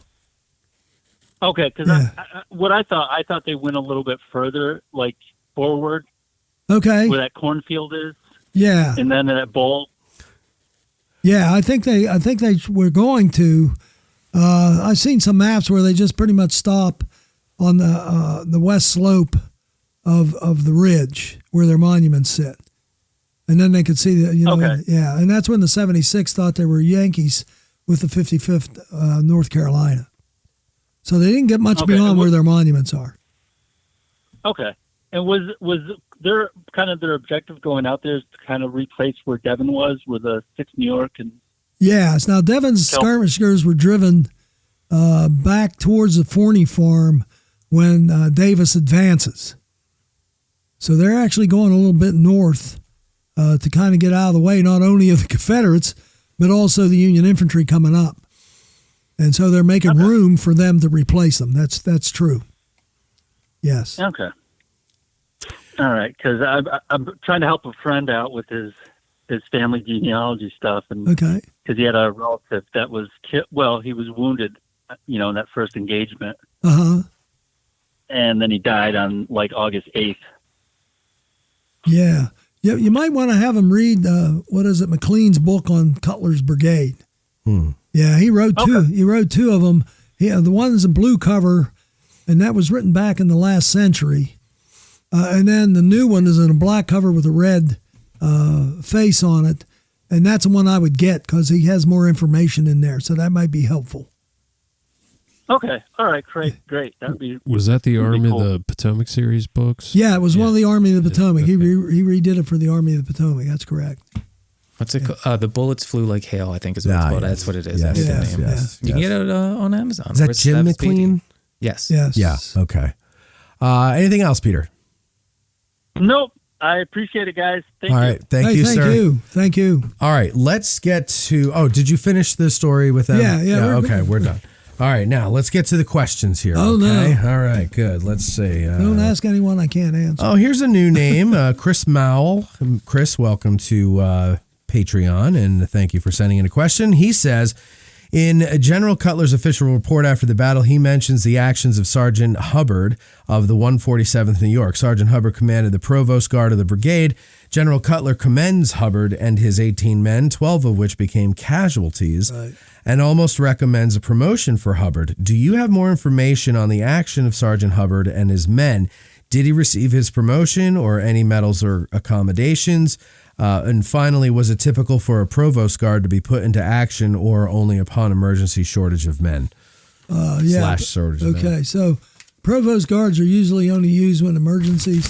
There's 18 and 12 were casualties. He was commissioned after the Battle of Gettysburg, so he did get a promotion. Okay. And he was fighting more over towards, if I remember correctly, over towards the McPherson Farm. Oh, okay. Was where they were. Ty Webb says, would Charlie be able to discuss the argument between the 56th Pennsylvania and the 2nd Wisconsin about who fired the first volley of the battle? I'm a big Iron Brigade guy, but it seems that the laws of time and space would have had to break for the second to fire first. Just wanted Charlie's take if he has any, if he thinks there was any chance it could have been the second that fired that first volley. Well, the second fired the first volley of the Iron Brigade. Okay, there you go. But the 56 actually fired the first shot, first volley on the field. The Iron Brigade's still deploying when the 56, 76 go up on the ridge and engage Davis's brigade. Right. Okay, so that's definitely the 56. I thought he was going to take the argument between the 76 and the 56, who fired the first volley. And there was not much of an argument because the 76 knew that the 56 Pennsylvania fired the first volley. So even though they were second in line. Yeah, they didn't get up in time. I mean, the 56 got up on the ridge, even though they were second in line. They deployed and advanced ahead of the 76 New York. Oh, that's right. Okay, got it. Paul Grant says, how and when did Cutler go from being a colonel in the 6th Wisconsin to a brigade commander in a different brigade? That was in March of 63. Yeah, I think it was in 64. No, it was, what? 63. When he went from colonel of the 6th Wisconsin you to... said in a different brigade. Yeah, it is. He meaning not the Iron Brigade. Right. Yeah. Yeah, it was in March. Yeah. Yeah. And how, though? What made it so that he got the promotion? That brigade was reorganized. They added the 147th and the 84th Brooklyn because of the units that were mustering out.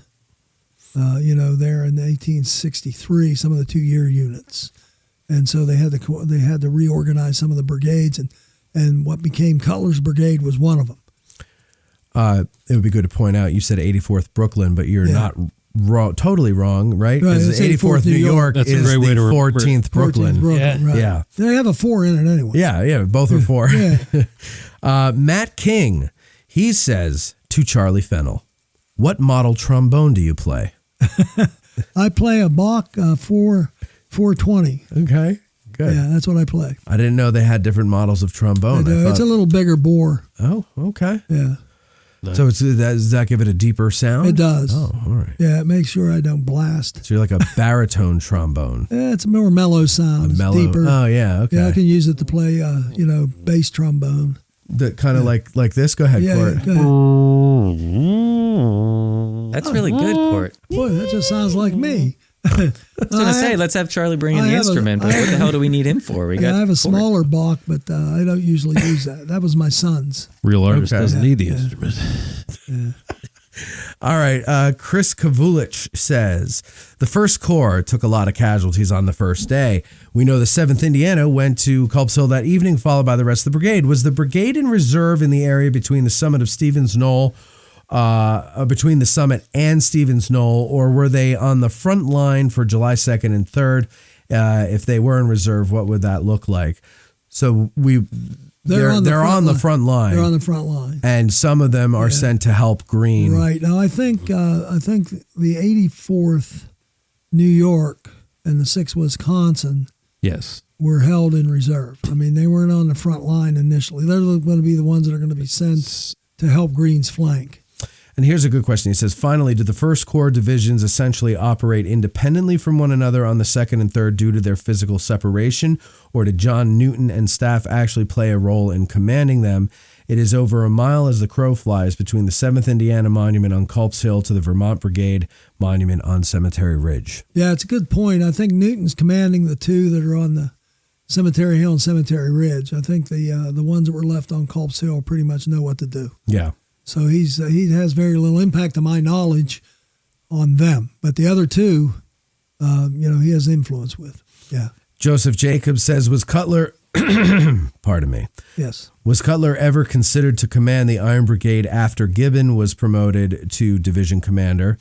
Also, how did the casualties in his brigade compare to the rest of the First Corps?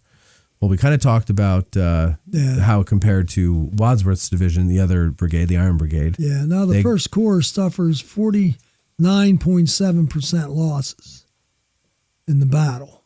Does that include Standards Brigade?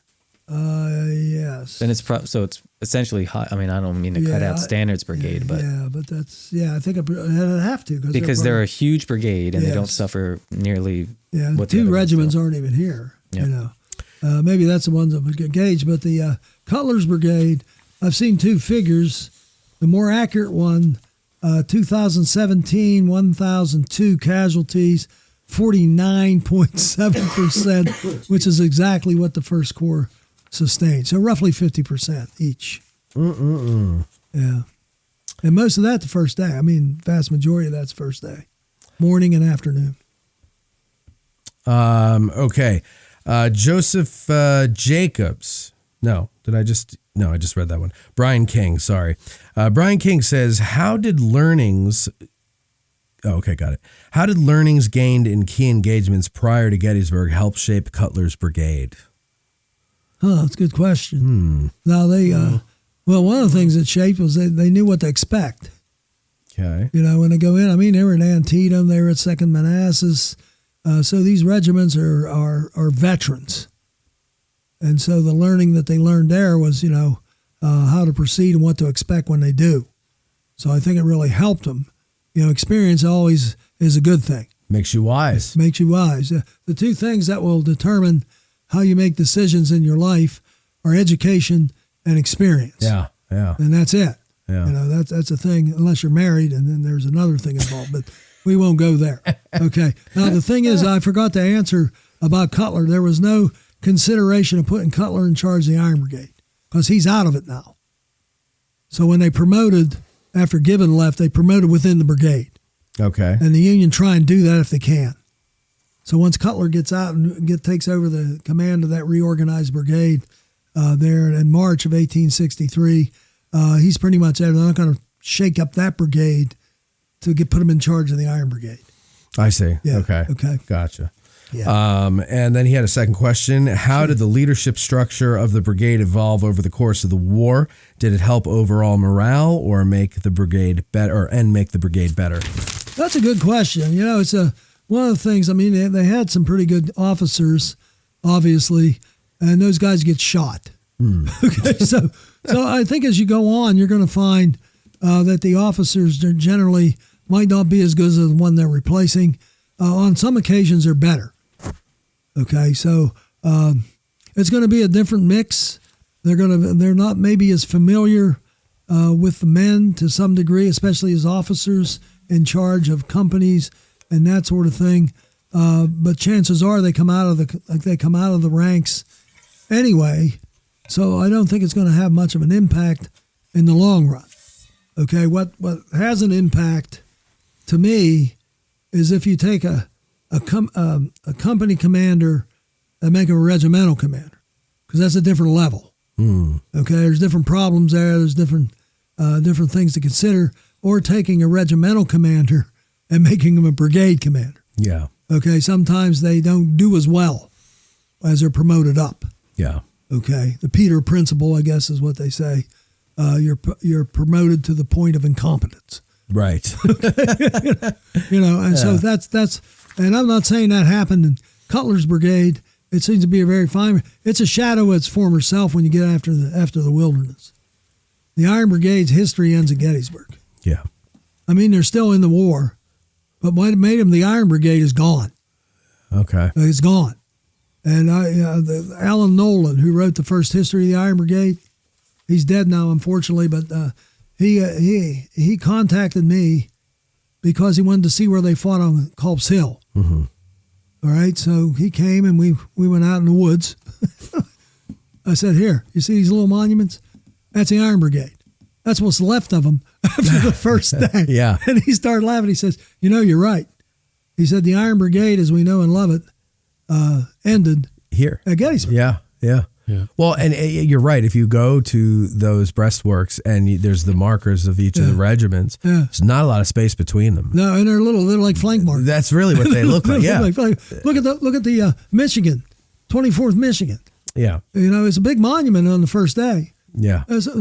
People just go, they don't even stop and look. No, you don't even know to look.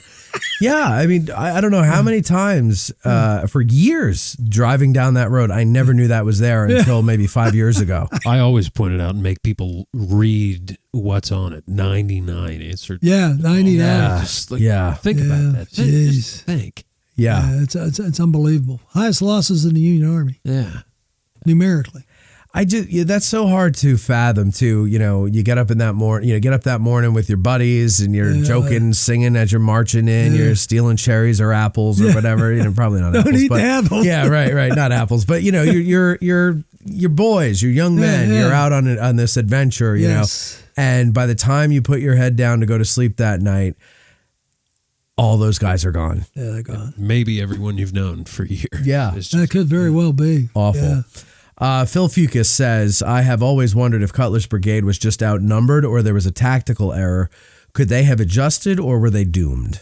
I think the answer is yes. It's a little bit of everything. Yeah, because they were outmaneuvered initially, and if they'd have stayed where they were doomed. Okay, so they retreated back into the town and got out of the way. Okay, yeah. So the tactical error was not so much of their doing, because they didn't have enough men to extend the line as they advance up in the morning of July 1st. Davis's brigade is going to overlap them.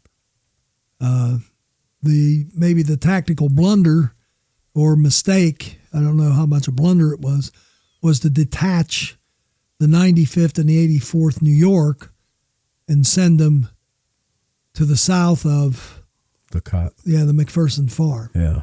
And so, Cutler goes in with 3 regiments instead of 5. Right. Yeah. But I mean, I guess I can see why he does that coming up. He's relieving the cavalry. Yes. Right. And the Iron Brigade isn't up yet. So there you go. Right. You got to do something there. So that's why we say the 56 fired the first volley, Okay. except in Wisconsin. Right. Yeah. There's Got 2 super chats. Oh, 2. All right. Yeah. Go The ahead. first one was from Matt G, who donated to help with the pizza, Thank you, Ooh, Matt. which is Thank good. you. And I pointed out pizza is healthy. It's got tomatoes and calcium. Oh, wow. So we're just I'm so and then, happy. And then Michael P donated and said, "Love when Charlie is on." I don't agree with that. Make sure you give some money to Charlie for beer money. Oh, beer Oh, money. Michael, Charlie owes us Yeah, I for do. beer money. So Well, that'll this help is me called get a out of debt debt. paid. I gave Mike gave Charlie some of my whiskey before, I think. Is that what it was? Yeah, I think it was. Jeez, he told me it was iced tea. Mike, you got to stop tricking people with I that. slipped some more into his coffee. That's why it's so Oh, my bubbly God. today. He's just gulping He's it going to down. have a rough night. Yeah, I'm gonna be driving in circles. All right. Grant here, and then we'll get to the winner of our contest. We had some good ones there, ladies and Oh, gentlemen. man. Grant, he says, he's got 3 questions. Let's see. He says, do we know how many rounds of ammunition per man the 56th Pennsylvania expended before withdrawing on the first day, and whether their ordnance reports survive in any brigade level paperwork? Okay, it's a good question. I haven't checked those out. I do know that they were out of ammunition at the end of the day, and that's one of the reasons why they were pulled off the line after they helped defeat Iverson. So generally, you go in with 56 or 60 rounds. You start with 40, and they give you 20 more when the battle's imminent. Mm-hmm. Now they probably were able to replenish some of their rounds from the dead and the wounded. Okay. As was often done. Sure, yeah. So I'm not real sure how many they fired, but I'll tell you, it's probably close to 100 rounds that they fired on July 1st at least. Okay. Number 2, has any analysis been done on the precise location of Lieutenant Colonel Francis Miller of the 147th when he was mortally wounded relative to the McPherson barn or Chambersburg Pike? Okay, he was wounded. It was proved mortal, of course. He was behind the ridge to the right of Hall's Battery. Okay. So he's north of the cut. It's like behind Reynolds statue. he's north of the cut. On the other right, side of the right, railroad right. On the other side. By that, It'd be on the other side of the cut where the 147th is going in. Okay. And that's where he's hit. He was behind the regiment when he received the orders to retreat, and then he was hit. Okay. So he wasn't south of the cut. He wasn't by the barn. He wasn't by the famous railroad cut. He's just to the right of the other one, which is to the right of Hall's Battery where the regiment was. Yep. So that's where he was. All right. And then finally, number 3, he says, when Cutler personally rode forward with his brigade on July 1st, do we have any contemporary evidence about his exact physical location relative to the railroad cut during the initial deployment? For example, whether he was directing the 147th New York on the north side of the Chambersburg Pike fence line or closer to the 76th and 56th Pennsylvania, and whether his reported, quote, conspicuous exposure to enemy fire, end quote, was noted in brigade level after action reports versus only in later regimental histories. Yeah. Do you have an idea what he asked you there? Because I don't. Yeah, he's not a coward. Not No, Cutler. Oh, Cutler. Yeah, Cutler's not either. So he's near the front, I would assume, because I'm not a Cutler aficionado. I like him as a commander. I assume he's somewhere along the Chambersburg Pike because he's got elements to the south of the Pike, north of the Pike, and I think it was he that noticed the 147th was not where it was supposed to be. Yeah. So he would have to be there where he could see the McPherson farmyard to see the 147th isn't going where it's supposed to go. Right. Okay, so that's probably where he is. He's probably more in the center of his brigade. He's the one that actually ordered, the 84th and the 95th to wheel out to stop the Confederates from advancing after the 56th and the 76th and the 147th eventually all started pulling out towards town. Okay. So I think that's where he is in the most part. Did he go down to the right flank and take a look? Probably. Did he stay? Probably not. Now when they pull back, he's probably along the wood line there at the Sheeds Woods, check and make sure everybody, and he's probably one that ordered them to make the L. So, he's very much involved in the direction of his brigade. Yeah. So he's a leader. It's just not always and nice. That's what people say about he's just, you don't want to work for him. Right. Yeah. Okay, so let's see here. Well, thank you first of all, Charlie. Thank you for having your me. time and coming in and doing this. Thanks for the questions, Pete. Yeah, those were good questions they were for good. sure. Yeah. All right, now we're going to end the poll here, which will be, of course, our vote, and we're going to see who won what. Best Civil War pun band name. I can't wait. All right, the 3 choices were Sherman and Garfunkel, Steely Dan Sickles, or Fleetwood Little Mac. Ooh, these are good. And the winner, with 47% of the vote, just like the Bush, Clinton, and Perot election, the winner does not even have 50% of the vote. Right. The winner is, ladies and gentlemen, for a t-shirt of their choice from Civil War Tees. Do you have 3X? I've got any size. Because I get people asking, we had to make 3X. Absolutely. Any size you want, okay. Any size, any design. The winner is Sherman and Garfunkel. Yeah, Sherman and Garfunkel. That comes from Dustin Wise. Dustin Wise. All Very right, good, Dustin. Very So, good. Dustin, if you can get a hold of me either by going to the website civilwartees.com and sending me a message there, or you can send me an email. Or send Matt an email. Dustin, I'll put you in touch. I have his phone number. I will text him. Just give me a call. Dustin. Yeah, just trying give to Corey a avoid call. you having to speak to Matt. Yeah, you don't need to speak to me. You could just I'll send you both a text. Okay. Okay. And listen, there were some other good ones in here though. It was it must have been really tough for you to choose.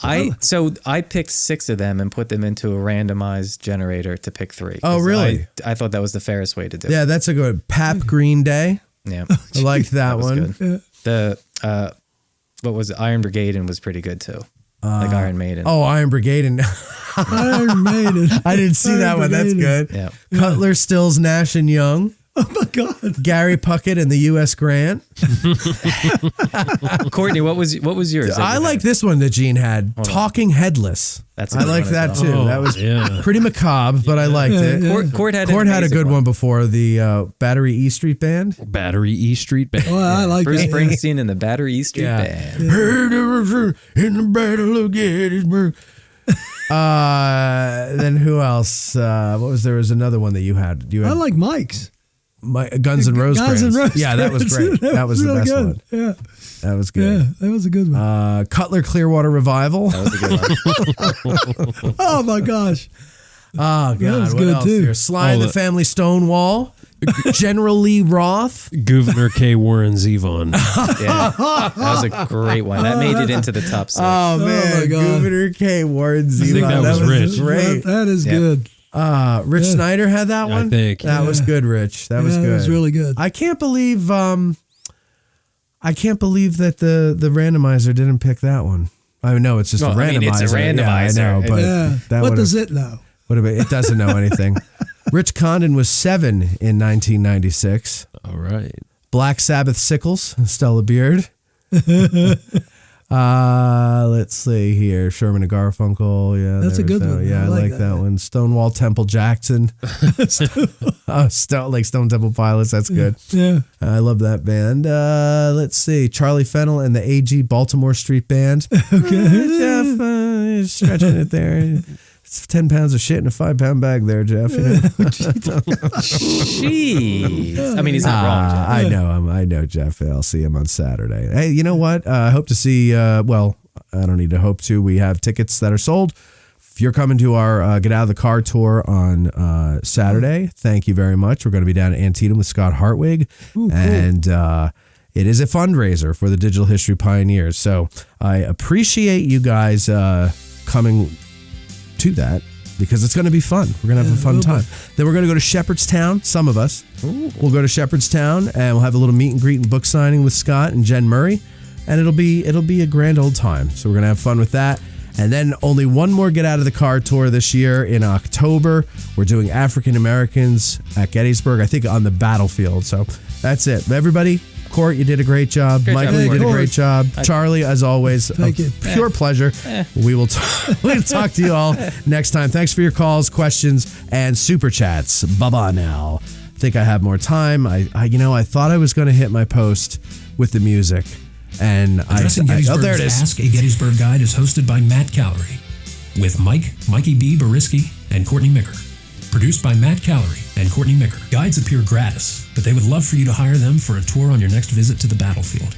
To be put in touch with one, send an email to matt@addressinggettysburg.com. Thanks for watching. Our hearts so stout have got us fame, for soon 'tis known from whence we came. Wherever we go, they dread the name of Gary Owen in glory. Instead of sparkle, drink down ale and pay the reckoning on the nail. No man for that shall go to jail from Gary Owen in glory. Instead of sparkle, drink down ale and pay the reckoning on the nail. No man for that shall go to jail from Gary